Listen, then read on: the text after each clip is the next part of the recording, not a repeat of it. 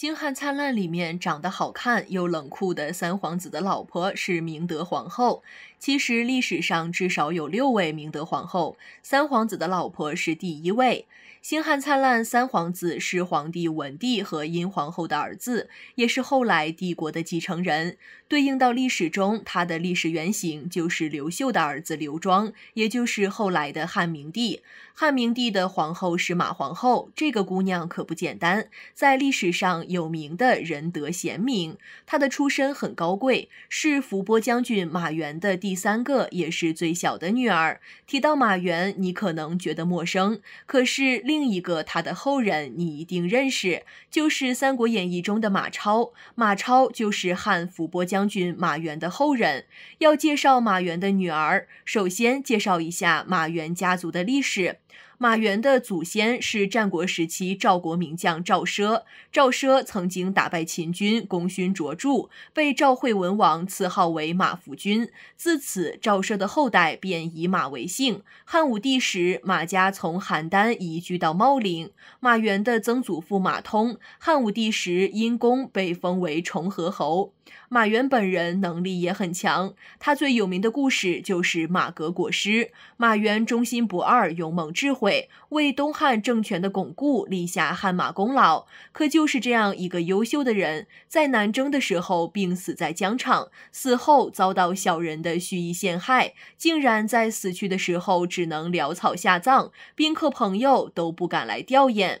马家门第顿时一落千丈，马援的夫人因为这番变故变得精神恍惚，不理家事，操持家务的重担就落到了年幼的马三小姐肩上。马三小姐10岁的时候就能够料理府中的家事，安排人手处理内外事务。虽然说过去的人因为寿命短比较早熟，但是一个10岁的小姑娘面对父亲突然去世，还被不明不白的诬陷，母亲疯癫，马家被当时的世家所欺辱，这个小姑娘竟然能够顶住一切，安排好家里的事情，真的很不容易。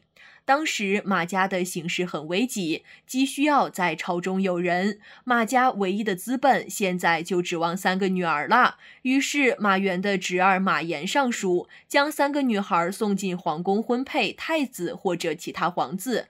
最终3个女孩都被选入宫中，马三小姐进了太子宫。马三小姐被选中之后，就一直侍候在光武帝的殷皇后身边。马援原本就教子有方，马家的姑娘们也是很有家教，相处的久了，殷皇后十分喜爱这个马家三小姐，终日不离左右。有点像《星汉灿烂》里面宣皇后对程少商的那种喜爱，发自内心的异乎寻常的喜欢。中元2年，光武帝病逝，太子刘庄继位，就是明帝。由于很受明帝的喜爱，马姑娘变成了马贵人，她的一个表妹贾氏也被选入宫，并且生下了日后的张帝。明帝见马贵人没有儿子，就将张帝交给马贵人抚养。马贵人尽心尽力，胜过己出。张帝很感念她的恩情，2个人亲密无间，母子亲情不是亲生胜过亲生。过去讲究多子多福，皇家更是如此。皇帝的孩子多了，才能够从中很好的挑选出太子人选。很多时候挑不到好的接班人，不是老皇帝眼神不好，而是都是烂桃子，实在挑不出好桃子。更有甚者，例如东汉后面几个皇帝，连烂桃子都没有，更没得挑。所以聪明贤惠的马贵人很积极的为明帝挑选妃子，以广皇嗣。从《后妃传》中可以看到，东汉后宫几乎没有人能做到这点。要是都能这么做，东汉也不至于最后烂桃子都挑不出来啦。就这样，在大臣推荐、殷皇后推举的情况下，马贵人变成了马皇后。得到晋升后的马皇后更加的谦恭自守。马皇后很爱读书，所以看问题也很有见解。明帝属于那种比较严格的皇帝，真的跟《星汉灿烂》里面的冷面三皇子有的一拼。在分封皇子的事情上，他的分封竟然比前朝皇子少了1半。马皇后就为皇子请命，认为太太少。但是刚开始明帝并没有听，就发生了楚王刘英叛乱的事情。后来明帝就做了改动，经过很多事情后，明帝发现马皇后的见解独特准确，就越来越喜欢跟她讨论一些正事，而马皇后十分的谨慎，从不过分的僭越。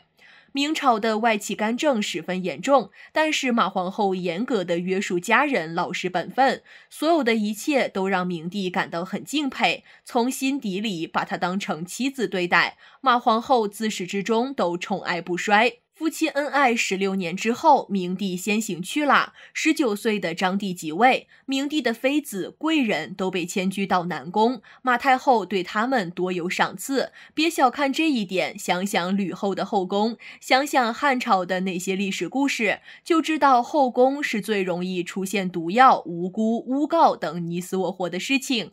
能像马太后统治的后宫如此平安宁静的，已经不容易啦。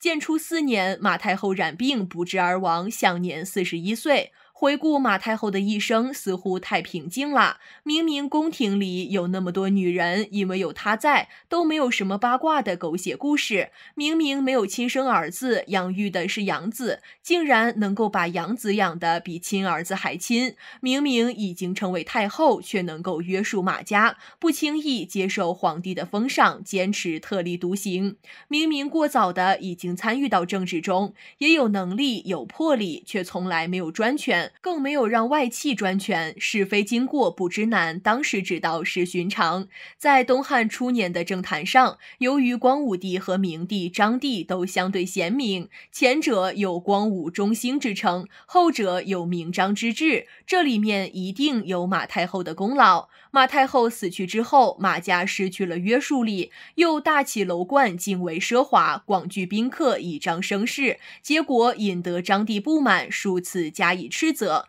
再后来，马家的下场自然不太好。要是马太后还在，该多好呀！